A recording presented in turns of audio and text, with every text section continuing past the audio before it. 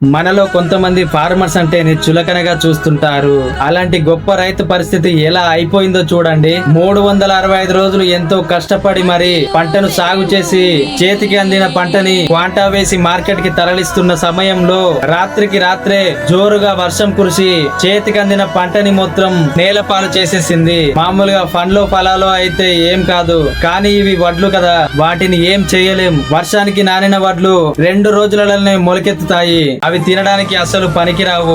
రైతు నష్టపోవడం తప్ప ఏం చేయలేడు. ఫ్రెండ్స్, మీలో రైతులు ఒక్కరైనా ఈ వీడియోని చూస్తుంటే వాళ్ళు తప్పకుండా వర్షాలు పడే సమయంలో చాలా జాగ్రత్తగా ఉండండి. ఫ్రెండ్స్, వీలైనంత వరకు పెద్ద పెద్ద తాటి పత్రాలు తీసుకొచ్చి వడ్లని చాలా జాగ్రత్తగా సేఫెస్ట్ ప్లేస్ లో పెట్టండి. లేదంటే మీరు 365 రోజులు కష్టపడిన పంట మొత్తం నేలపాలైపోతుంది.